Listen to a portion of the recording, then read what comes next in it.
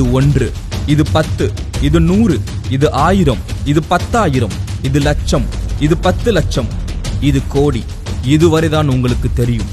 இனி வருகின்ற அடுத்தடுத்த ஒவ்வொன்றிற்குமே ஒவ்வொரு பெயரை வைத்திருக்கிறான் தமிழன்.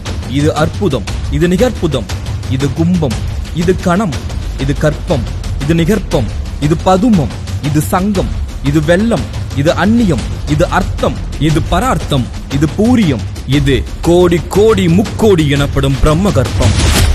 இவ்வாறு ஒவ்வொன்றிற்கும் ஒவ்வொரு பெயரை வைத்தவன் தமிழன்.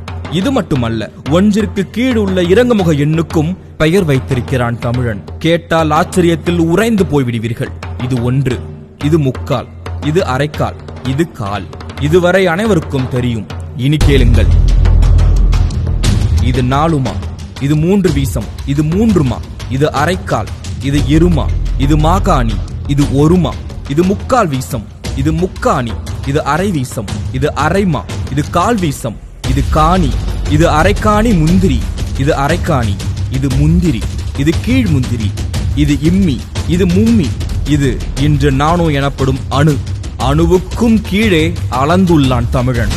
இது குணம், இது பந்தம், இது பாகம், இது விந்தம், இது நாகவிந்தம், இது சிந்தை, இது கதிர்முனை, இது குரல் வளைப்படி, இது வெள்ளம், இது நுண்மணல், இது தேர்த்துகள். இன்னும் இது போல எத்தனையோ செயல்களுக்கு பல பல பெயர்களை வைத்து அதை புழக்கத்தில் வைத்திருந்தான் அஞ்சனம் தமிழன்.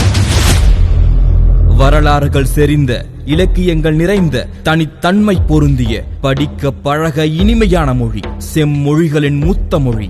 அது நம் தாய்மொழி தமிழ் மொழி என்பதில் ஒவ்வொரு முறையும் உணர்ந்து பெருமைப்பட 1000 விஷயங்கள் இங்கு உண்டு. ஆங்கிலம் என்பது ஒரு மொழி, அது அறிவல்ல என்பதை நாம் உணர வேண்டும்.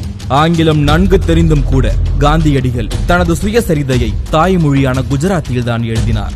3000 ஆண்டுகளுக்கு முன்பு எழுதப்பட்ட தமிழ் நூலான தொல்காப்பியம் இன்றும் நம்மிடம் உள்ளது. அதற்கு முன்னும் பல இலக்கண நூல்கள் இருந்துள்ளன என்பதை தொல்காப்பியமே கூறுகிறது. ஒருவருக்கு தெரியும் மொழியில் பேசும்போது அந்த செய்தி அவரின் மூளைக்கு செல்கிறது. அதுவே அவரின் தாய்மொழியில் பேசும்போது அந்த செய்தி அவரின் இதயத்திற்கு செல்கிறது என்று தாய்மொழியின் அவசியத்தை சொல்கிறார் நெல்சன் மண்டேலா.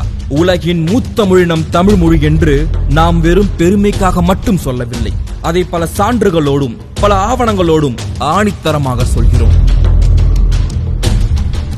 மொழிகளுக்கெல்லாம் தாய்மொழி நாம் தமிழ் மொழி என்று இனி